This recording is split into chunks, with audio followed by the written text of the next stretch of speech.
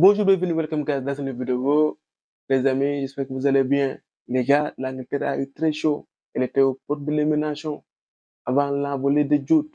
L'Espagne aussi s'est fait un peu peur. Elle aussi, pendant quelques minutes, était éliminée de la compétition. Mais finalement, elles ont tenu leur rang en venant à bout, respectivement, de la Slovaquie et de la Géorgie. On commence par le match de l'Angleterre. On note un seul changement dans le 11 aligné par Southgate. Il est toujours à la recherche de sa paire au milieu. Il cherche le joueur qui va accompagner Declan Rice. Après avoir essayé Trent, puis Gallagher, aujourd'hui, c'est Maino qui a été aligné. Si je devais analyser le match de Maino, je dirais plutôt qu'il a fait un bon match. La Slovaquie a fait une bonne entame de match. Elle a bougé cette équipe anglaise et elle s'est créé les meilleures situations. Et c'est très logiquement qu'elle a ouvert le score. Les Anglais, dans ce match aussi, ils ont peiné à la construction trop lente. Ils n'arrivent pas à trouver leur attaquant dans de bonnes situations. Ils ont eu beaucoup de difficultés à percer le bloc slovaque. Dans le premier acte, ils n'ont pas eu de tir cadré. Il a fallu attendre le temps additionnel de la première mi-temps pour voir une révolte des Anglais. En première mi-temps, c'était vraiment poussif.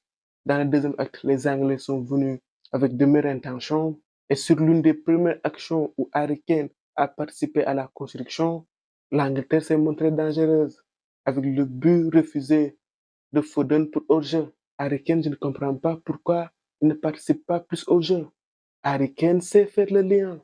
Il sait rendre le jeu plus fluide. C'est au Bayern Munich. Cette année, on ne lui demande pas de faire le jeu, mais avec l'Angleterre, il peut le faire.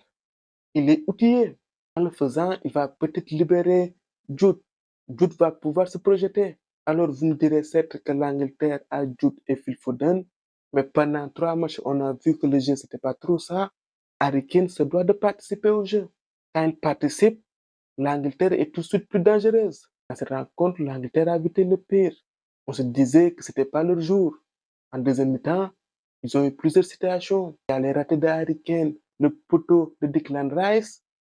On se disait tous que les Anglais vont éliminer, même si on sait que l'Angleterre dispose à son sein de joueurs de classe mondiale, à l'image de Jude. Il a marqué dans le belly time. Il a marqué au bout du temps additionnel. Les gars, c'était fini. Et à ce moment du match, il a osé tenter ce geste acrobatique. C'est fort. Il a marqué le but de l'Euro pour le moment. Je vais aussi m'arrêter sur le positionnement de Jude. Certains pensent que Jude doit reculer pour faire la place à Phil Foden ou Palmer. Mais les gars, Southgate, pour faire son équipe, il doit aussi penser à l'équilibre. Jude Bellingham, c'est un joueur 7 qui fait les efforts défensifs, mais ce n'est pas lui qui va protéger ta défense. Il ne va pas t'apporter de la stabilité.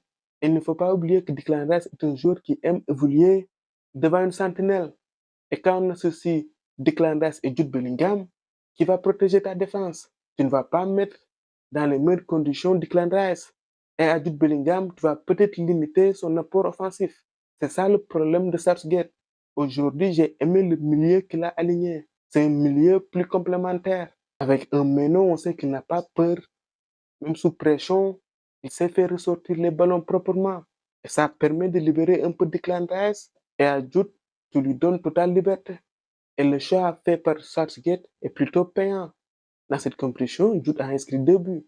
Et le dernier but qu'il a inscrit est capital. Après un Palmer, il peut rentrer en deuxième mi-temps ou peut-être prendre la place de Saka. Mais s'il fait reculer Jude, je pense qu'il va limiter l'apport de Jude Bellingham. C'est mon avis. Les Slovaques, après ce but, ils ont pris un coup derrière la tête. Dès l'entame de la prolongation, Harry Kane a fait la différence. Le match était plié à ce moment. On peut peut-être parler de chance pour l'Angleterre, mais les gars, comme j'ai l'habitude de le dire, la chance, ça se provoque. En deuxième mi-temps, ils ont vraiment poussé pour revenir au score. Et si on prend la globalité du match, cette victoire est plutôt méritée. On enchaîne avec le match de l'Espagne. L'Espagne, pour cette rencontre, a aligné son 11 de gala. Côté de la Géorgie, on note les présences de Mardashvili, de Vara et de Mikotadze. Sans surprise, il y a eu une ultra-domination de l'Espagne en début de match, mais les Espagnols se sont fait piéger. Sur la première offensive, la Géorgie a su faire la différence sur un contre bien mené par Vara et Mikotadze. Le Normand marque contre son camp. C'était le scénario rêvé pour la Géorgie. Avec ce but, il pouvait se permettre de laisser venir les Espagnols pour mieux les contrer. Dans le premier acte, Vara et Mikotadze ont été vraiment deux poisons pour la défense espagnole. À eux deux, ils menaient les contres.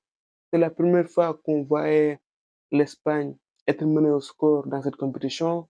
Les Espagnols n'ont pas paniqué, ils ont continué à jouer leur jeu.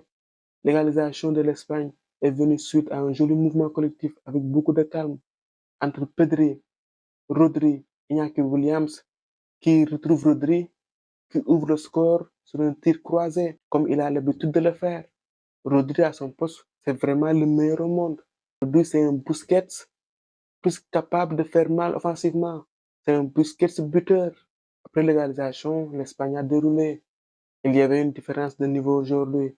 Certes, la Géorgie a fait durer un peu le suspense en inscrivant le premier but, mais les Espagnols ont été nettement supérieurs. Même s'il faut noter qu'en début de deuxième mi-temps, Vara a failli pêcher Unai Simon. Il était un peu trop avancé, loin de ses cages. Le deuxième but a été marqué par Fabien Ruiz suite à une merveille de passe de Lamine Yamal. Et on retrouve ce même Fabien Ruiz qui a fait une jolie ouverture pour Iñaki Williams qui a mystifié son défenseur d'un crochet. Ensuite, il a ajusté le gardien géorgien. Dani Olmo est venu clôturer la fête en inscrivant le quatrième but. Je vais m'arrêter aussi un peu sur le match de Morata. Morata, il n'a pas marqué 7, mais avec son activité, il pèse sur les défenses adverses. Et de par ses appels, il libère l'espace pour ses partenaires. Comme je le disais plus tôt, l'Espagne a tenu son rang. Et elle va retrouver en quart de finale le pays hôte, l'Allemagne. Le choc, les gars. Les deux meilleures équipes de cet Euro vont s'affronter. C'est un match vraiment qui promet. Et l'Angleterre fera face à la Suisse. Match aussi qui promet. On sait que la Suisse a tenu en échec l'Allemagne. Et hier, ils ont éliminé l'Italie. Voilà les amis, c'était tout pour cette vidéo. On se retrouve pour d'autres vidéos. À très bientôt pour de nouveaux football. Au micro, c'était Direct pour vous servir.